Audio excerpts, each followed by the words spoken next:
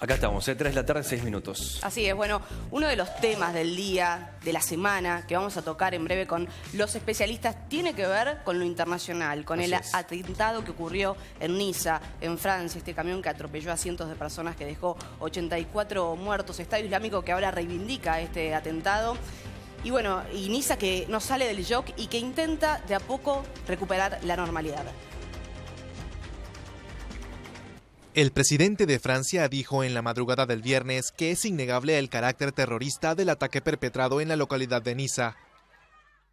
Confirmó la presencia de varios niños entre las cerca de 80 víctimas de la embestida de un camión contra una multitud que observaba un espectáculo de fuegos artificiales con motivo de la fiesta nacional francesa. Este ataque, cuyo carácter terrorista es innegable, es una vez más una violencia absoluta.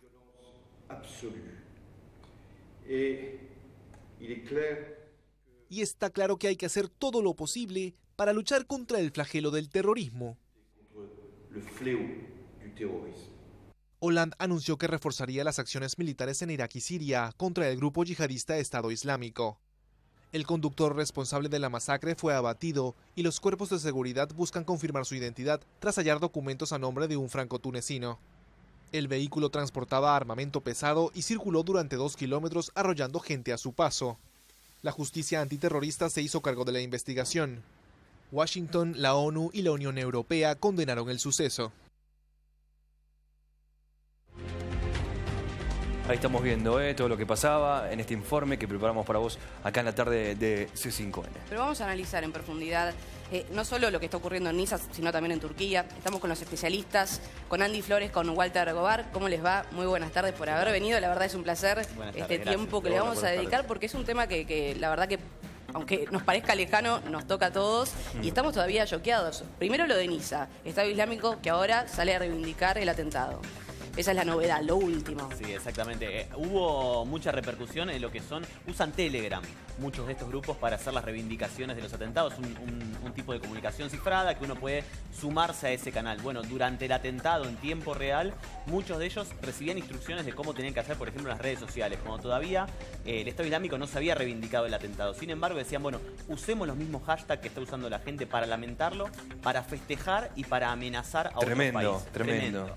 Digo, marca también una época en donde se utiliza la publicidad y la comunicación al servicio de estos grupos. Exactamente, que cualquier canal de noticias hasta podría envidiar, ¿no? A ese nivel estamos hablando. De todos modos, hay que recordar que justamente hubo varios llamamientos del Estado Islámico a utilizar vehículos en contra de los franceses, particularmente atacar a los franceses dentro de su propio territorio.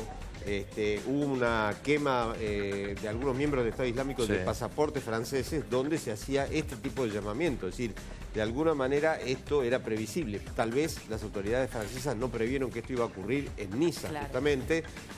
Yo pasé hace poco tiempo por París, justo el día que comenzaba la Eurocopa. Hace un mes. Claro, hace un mes. Y parecía que estaba justamente toda la seguridad muy centrada en torno al tema de la Eurocopa, y evidentemente a alguien se le pasó por alto que muchos de estos grupos terroristas utilizan los aniversarios, las celebraciones, como fechas para golpear. Para tener esa multitud de gente reunida. Claro. Y de ese modo... Y capaz que algo que uno no se esperaba, un camión. ¿Quién se va a esperar un camión que atropelle tanta gente? Siempre estos ataques han sido con explosivos o de otra manera. Entonces es una nueva forma de ver cómo ellos se desarrollan. Sí, mira, es una modalidad... Sí, perdón. Sí, no, hace muchos años, cuando yo estaba investigando los atentados de la AMIA y la Embajada de Israel, el jefe de la estación de la CIA en Beirut me dio una explicación que me pareció que todavía sigue siendo válida.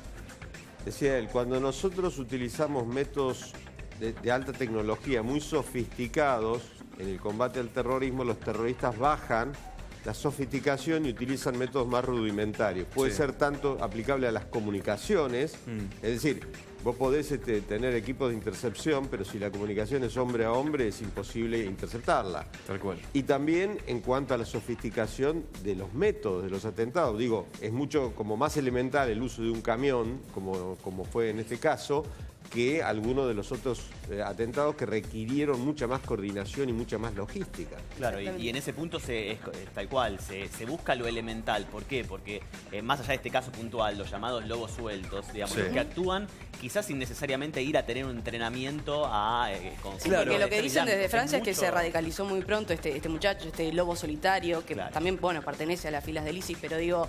No tiene antecedentes de ningún tipo para la agencia de inteligencia, nada se sabía de él. Los son mucho más difíciles de detectar, ese es el punto difícil, en donde las agencias de inteligencia de muchos países se vuelven prácticamente, pero digamos, es muy difícil poder frenarlo a tiempo. Un tipo que agarra un camión, que lo alquila, que dice, bueno, iba a repartir helados, que fue una de las primeras cosas que dijo como excusa para poder entrar. Es muy difícil de detectar, es menos logístico. Y aparte, lo que Occidente tal vez no ha terminado de comprender, así como Andy mencionaba el uso de las redes sociales, de Telegram, etcétera, es que los niveles de sofisticación del reclutamiento del Estado Islámico son muy grandes. Es decir, ellos segmentan los grupos a los que se dirigen y con mensajes muy específicos. Por ejemplo, para adolescentes uno de los mensajes tiene que ver con el mito del héroe heroico. Hay otras edades donde el tema tiene más que ver con la frustración de haber vivido en una sociedad que no te permite integrarte, etcétera, etcétera. De esta manera, los métodos realmente son muy sofisticados y muy difíciles de combatir. Acaba de salir un perfil sobre el reclutamiento en España, donde también se ve que buscan inclusive gente que quiera integrarse al ISIS, casados, y en realidad laicos, ni siquiera creyentes fervientes del Islam. Entonces, me parece que frente a este tipo de medidas todavía Occidente no ha encontrado contramedidas, ¿no? Ahora, parece una batalla perdida. Es la tercera masacre terrorista en menos de 2 años en Francia. ¿Cómo vencer el terrorismo? Sí. ¿Y cómo convivir con esta violencia para todos los que están allí, no? Yo creo que va en consonancia con lo que decía Walter recién, con lo que coincido totalmente. Es un fenómeno muy profundo que tiene que ver con cuestiones políticas, con cuestiones culturales, con también cómo culturalmente creció toda una generación que hoy por hoy tiene edad en donde ya vemos que participa en algunos de estos atentados o que es reclutada por el Estado Islámico. ¿Qué pasó ahí para que esa gente le llegue un mensaje de llamamiento de ir a combatir con el Estado Islámico y vaya? ¿Qué es lo que pasó ahí? Por eso es tan difícil quizás de lograr revertir ese proceso en forma rápida, si se quiere, con seguridad, digamos. Se ve desde solo un ángulo, que es la seguridad. Pongamos más seguridad, más policías para evitar esto, hagamos más controles, más inteligencia. Bueno, obviamente esa parte tiene que estar. Pero además, culturalmente, ¿qué es lo que está pasando? ¿Qué llevó a esta situación? Hay una cuestión que me parece básica, digamos. Es imposible pensar en lo que decía Andy en soluciones técnicas a problemas que son políticos. En este momento, en Gran Bretaña, acaba de salir un informe oficial británico sobre, digamos, equivalente a lo que fue el informe Rattenbach en la Argentina frente a la guerra de Malvinas. Sí. Este informe británico dice de que la invasión a Irak, que costó 500.000 de muertos, fue innecesaria. Todo lo que estamos viviendo ahora, a la corta o a la larga, tiene que ver con esa invasión innecesaria de Irak y en el caso particular de Francia, tiene que ver con el derrocamiento de Muammar Gaddafi en Libia. Recordemos que Gaddafi era la barrera de contención del terrorismo islámico en Europa, que Gaddafi había contribuido a la campaña electoral del anterior presidente Nicolás Sarkozy y de que Francia tuvo después un rol muy activo en su derrocamiento y en destruir a Libia como Estado. No solo eso, sino que los combatientes, los mercenarios utilizados en Libia, después se los llevaron a Siria para tratar de derrocar a Bashar al-Assad. Es ahí donde surge el Estado Islámico. Andy, Walter, yo les quiero mostrar algo, porque hace un mes, vos dijiste que justo estabas en la Eurocopa, hace un mes, hace muy poco tiempo, el Estado francés, ¿qué hizo? Diseñó una aplicación, también para meter un poco de tecnología en todo esto, diseñó una aplicación en la cual se le pedía, obviamente, a todas las personas que viven dentro del territorio francés, que se la bajen a sus teléfonos celulares, se activa a través del GPS y lo que hace es avisar en alguna situación de emergencia, atentado, catástrofe, etcétera, se da un mensaje muy particular. Por ejemplo, en este lugar donde pasaba, la intención era avisarle a todas las personas que estén cerca de ese lugar festejando. El tema es que la aplicación falló. Claro. falló. Y hubo un mensaje, esto pasó, si no me equivoco, a las 11 de la noche, ¿no? El atentado que fue a las 11 de la noche aproximadamente, ¿no? Bueno, el mensaje se envió, mira, tengo unos tweets para mostrarles, esto no miente, obviamente, son prints de pantalla de personas. Se activó a la 1:34. Este es el mensaje que llegaba a los teléfonos celulares de las personas. Alerta atentado, ahí dice también el lugar, ustedes sabrán a ayudarme, pero bueno, eso es lo que decía, y este era uno de los tweets. Y otro, por ejemplo, ¿ves? Ahí estamos viendo cómo es la aplicación por dentro. Ahí estamos viendo lo que dicen, ¿no? Alerta atentado, y este mensaje se envió a la 1:34. O sea, bastante tiempo después, no sirvió para nada. Y ahí también podemos ver cómo esto sorprendió a muchísima gente, Sí, ¿no? en las redes sociales era, muy impactante ver a uno de los, vamos a decir, el alcalde de una de las regiones en donde está justamente Niza. Los tweets previos del alcalde eran los fuegos artificiales, la gente sonriendo, festejando en la calle. Segundos después ya era vuelvan a sus casas, hubo un atentado. Digo, fue algo que en las redes prendió rapidísimo. Y es cierto que en la cuestión de aplicaciones y seguridad sí hubo fallos que mucha gente y después varios medios locales de Francia criticaron. Mucha gente, medios y también, bueno, otros políticos que han criticado al mismísimo Hollande y obviamente a todo su aparato, porque esto fue muy grave, obviamente. Una aplicación que estaban pidiendo para ayudar, obviamente, a que la gente se la baje y para ayudar a la población, no funcionó para nada. Pero sí hay que destacar la solidaridad de todos los que estaban allí, porque empezaron a abrir las puertas a quienes estaban afectados o habían estado presenciando este atentado, para avisar a familiares que estaban bien. Mucho turismo, estamos hablando de Niza, es un balneario, verano europeo, la Costa Azul, digamos, un momento terrible. 84 muertos, cientos de heridos, muchos ya en grave estado, y tuvimos la oportunidad también de hablar con argentinos que están viviendo allá y dicen que la situación es terrible, porque es realmente aprender ahora a convivir con la violencia y con el miedo de que en cualquier momento puede volver a pasar. En cualquier momento y en cualquier lugar. Y eso es lo más grave de todo. Y de eso se trata el terrorismo, ¿no? Infundar miedo. Sí, miedo en la población, Sí, en cualquier el terror lugar. era juntarse. El terror. Sí, yo igual, confieso, yo descreo cuando se aplican solo soluciones policíacas y también descreo de aquellos mensajes políticos que apuntan solo a generar paranoia. Me parece que Francia debería, entre otras cosas, revisar mucho su política exterior, su invasión a Mali, por ejemplo, lo que hizo en Libia, y también todo el tema del tratamiento de los refugiados y de la crisis siria. Porque si no, esto en lo único en que termina es en xenofobia, porque si revisamos de manera un poco más amplia los atentados, vamos a ver que cuando son perpetrados por ciudadanos islámicos, se genera una islamofobia que no es equivalente cuando uno de estos episodios lo produce un ciudadano rubio y de ojos azules. Ustedes recordarán que hubo un piloto de una aerolínea alemana que se estrelló voluntariamente en los Alpes. Ahí murieron 300 personas. ¿Y qué se dijo? Es un loquito, punto, no pasa nada. Digo, pareciera que hay ciudadanos de primera, de segunda y de tercera en esta discusión. Pero todas las víctimas son personas y cada vez aumenta más el número. Claro. Y en eso un dato más que es cierto, en consonancia con lo que dice Walter, que tiene que ver con que, la selección francesa de fútbol es una de las selecciones europeas con más, si se quiere, extranjeros jugando en sus filas. Con tener simplemente el documento de que te nacionalizaste francés, sos francés, te pones la camiseta, todo el mundo los aplaude. Ahora, cuando alguien comete un acto atroz como este, ya, aunque tenga ese mismo documento francés, pero haya nacido en otro país, haya nacido en Túnez o en donde sea, es un extranjero. Alguien que vino de afuera, que fue implantado en nuestra sociedad para generar el caos. Y eso es, obviamente, además de discriminación, es un error político intencionado.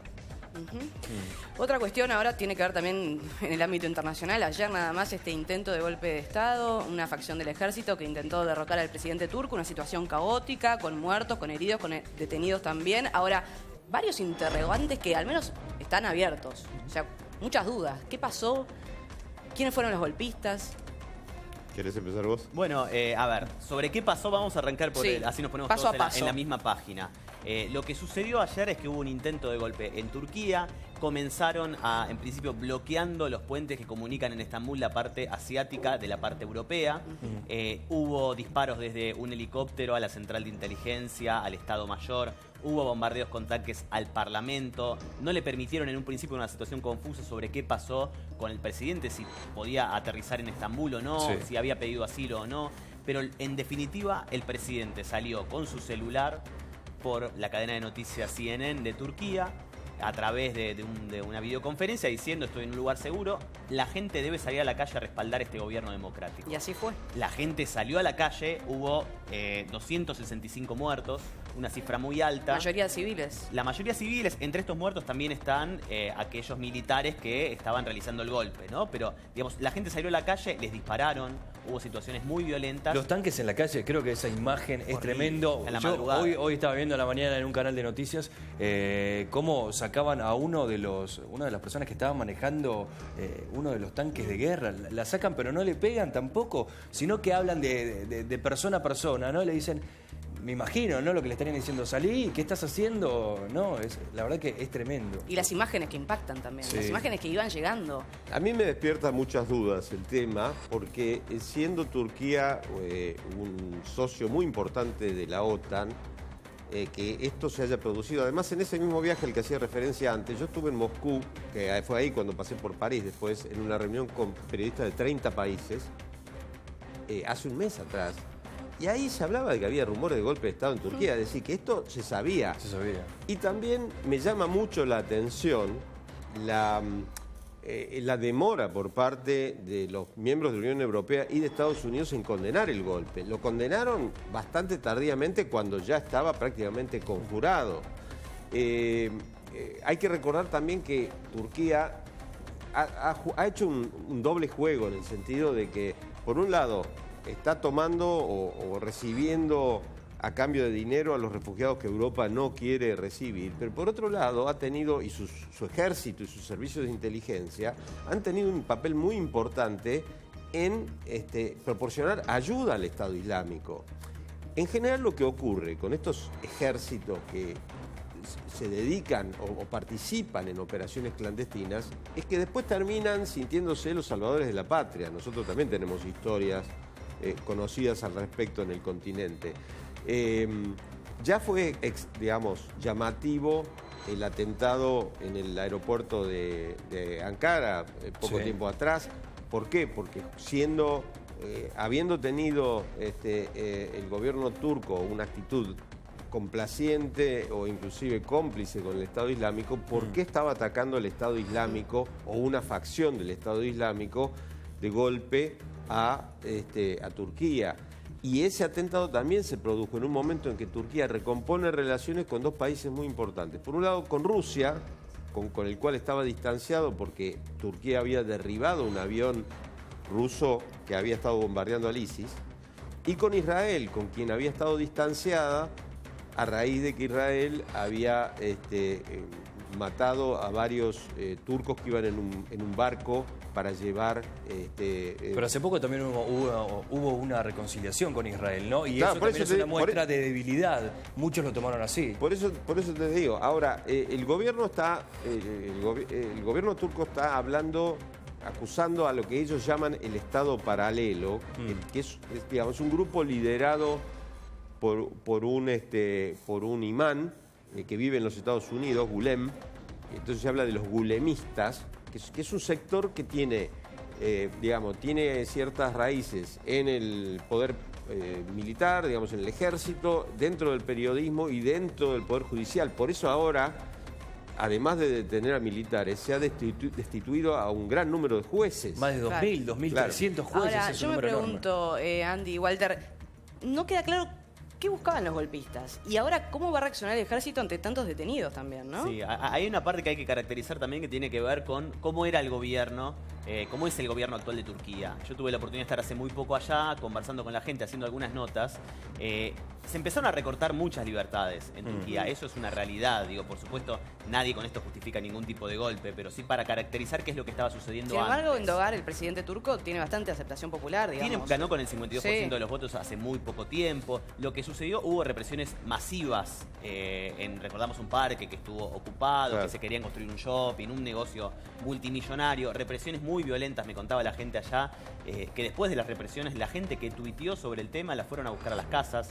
Los que habían sido heridos por la policía no Una podían entrar a los persecución hospitales. tremenda. Situación tremenda de recorte de libertades. La periodista holandesa detenida por criticar al presidente, se la demandó por injuria. Digo, crece esa sensación de opresión en un gobierno que es democrático. Ahora, lo que salva esta situación es que es un gobierno democrático que nunca tiene que ser derrocado por militares, por supuesto. Ahora, para caracterizar la oposición que se está gestando y quiénes son los sectores que podrían terminar simpatizando con los golpistas también. Claro. Ahora, con el reciente atentado, hace menos de 15 días, con las bases de la OTAN en Turquía, con una cantidad importantísima de misiles apuntando, entre otras cosas, a Rusia, es llamativo que no se haya detectado el golpe antes, que se produjera cuando, digamos, entre cierto grupo de periodistas era Vox Populi, que había un golpe de gestación. Yo lo que me pongo a pensar, ¿no? Y también pensando un poco en la gente que nos está mirando de todo el país y quizás de un montón de lugares también, digo, qué peligroso que se puso el mundo y como de golpe en el último tiempo. Están pasando tantas cosas, ¿no? Y de una cantidad de muertos increíble, ¿no? En todas partes. De Europa también pasan cosas en Estados Unidos. ¿Esto puede llegar acá a Latinoamérica, a América o solamente pasa allá? Sí, no es tan de repente.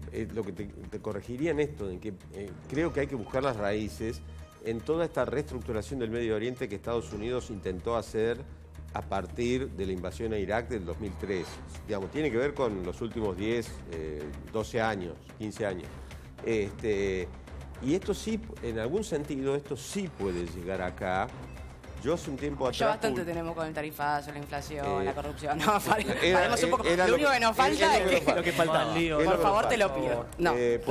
Por un lado, los franceses ya conjuraron un intento de atentado a los deportistas franceses que venían a los Juegos de Río. En Claro, Brasil, bueno, sí. también se está hablando muchísimo de Brasil. Van a reforzar Obvio, la seguridad. Obvio. Pero para darles un ejemplo concreto, yo publiqué, creo que en diciembre, un artículo basado en una fuente estadounidense donde se decía que el Estado Islámico tenía 23 integrantes de nacionalidad brasileña y 3 de nacionalidad argentina. Mientras la Cancillería brasileña en su momento salió a admitir que esto era correcto y que esas cifras en realidad son cifras viejas porque son cifras del 2012. Es decir, reclutaron, ya tiene que haber reclutado mucho más. La Cancillería argentina nunca tomó cartas en este tema, en estudiar la posibilidad de que haya argentinos involucrados en el Estado Islámico u otros latinoamericanos, porque, digamos, el patrón que han tenido estos atentados es el de que han sido perpetrados por nacionales de cada uno de esos países. Entonces, esta es una tarea a la que deberían dedicarse los servicios de inteligencia en vez de figonear quién duerme con quién o quién sale con quién. Y también otra de las cosas que yo me pongo a pensar en lo poco que sé de este tema, por eso también lo tenemos a todos ustedes, que son los que saben realmente. Hay veces que son personas, ¿no? Es el tema de los, ¿cómo se dice? Lobos solitarios. Lobos solitarios. Son personas y después el ISIS se lo adjudica. No es que saben, sino que después de que pasa este hecho, ahí recién ellos se adjudican y bueno, obviamente... Sí. Hay algo que destacar sobre ISIS y todos lo hemos visto, digo, las decapitaciones terribles que se muestran. Los videos aparte... Yo lo analizaba el otro día con un compañero del canal que se dedica a la cuestión de la edición, etcétera, y me decía, mira, esto está grabado por lo menos con 4 cámaras, acá hay una cámara que se sumerge en el agua. Está hecho para la espectacularización del asesinato de personas. El Entonces, morbo. Lo que están haciendo es mostrarle, por un lado, a la gente lo que son capaces de hacer y por otro lado, a sus posibles reclutas, la lucha, en términos de ellos, de lo que están haciendo. Entonces, ahí hay un intento de convencer a mucha gente que políticamente llega a una conclusión que es susceptible de ser convencida por el Estado Islámico, y ellos lanzan un equipo de propaganda impresionante para que esa gente pueda sumarse a sus filas. Digo, es toda una maquinaria muy compleja que no se desarma simplemente, como decíamos antes, con más seguridad, con poner más policías, con hacer más inteligencia. Hay algo de fondo que es mucho más profundo. Y a esto se suma que, a diferencia de Al-Qaeda, que nunca controló territorio, ISIS en determinado momento llegó a controlar mucho territorio que lo está perdiendo ahora. Ahora, en esa pérdida de territorio, la lógica indica que va a tratar de expandir la lucha a lugares lo más distantes posibles. Y en esos lugares lo más distantes posibles es donde nosotros estamos demasiado cerca. Bueno, también hablaban del Vaticano, del Papa, o sea, hay ciertos puntos como muy... Porque dicen, ¿no?, que quieren atacar al Vaticano. Bueno, en estos grupos había versiones, hablaba de eso, también se mencionó Alemania, Río de Janeiro, como decíamos recién, está entre los targets, sobre todo porque es donde hay mucha gente junta. Claro. Juegos Olímpicos, Río de Janeiro, Brasil. Y que ya tienen promoción por sí mismos. Te garantiza, te garantiza es publicidad gratis, por decirlo de una manera burdísima, ¿no? Pero digo, pero hay mucha gente de todas partes del mundo y son centros neurálgicos y atacan el deporte y el entretenimiento siempre, ¿no? Algo que también ha pasado con el ISIS. Y cuanto más Castigan el internacional, entretenimiento. más repercusión tienen. Sí. Pensemos dónde se atacó en Bangladesh. En Bangladesh se atacó en un barrio diplomático, donde había gente de todo el mundo. Bueno, estaba el argentino, Diego, que estaba en ese momento ahí. Sí. Había gente de todo el mundo, entonces eso también genera repercusión. Claro, y los lugares turísticos, Niza, Estambul, un momento donde hay muchísimos turistas de todo el mundo allí. De hecho, había muchos también argentinos varados allá en el aeropuerto de Estambul con este tema también. Y yo me puedo pensar, por ejemplo, el Estado francés, sabiendo que están en un momento complicado, alerta roja.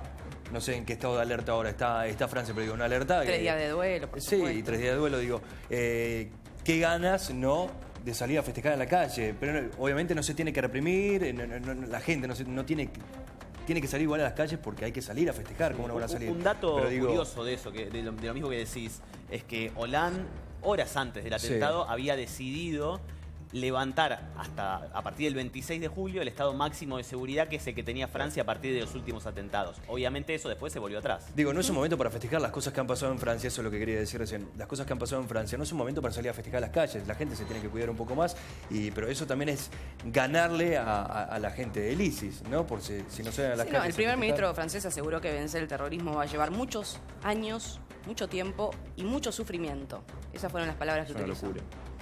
Sí. Evidentemente esta situación no se va a resolver a corto plazo, sobre todo porque hay muchas cuestiones de fondo. Lo que vemos, se intenta por otro lado también llevar la responsabilidad sobre los extranjeros. Eso recae en muchos casos sobre los refugiados. Digo, gente que se está escapando quizás del mismo conflicto que después golpea a Francia, golpea a Bangladesh, golpea a otros países. Las víctimas se transforman en quienes podrían ser sujetos peligrosos. Nunca hubo tantos desplazados en el mundo desde la Segunda Guerra Mundial. Es un dato que da el ACNUR y es un dato que debería preocuparnos, porque es gente que tuvo que dejar sus hogares por la guerra, por las crisis económicas, gente que para buscar un futuro mejor tuvo que cruzar en balsa arriesgando su vida y la de sus familiares a otro continente.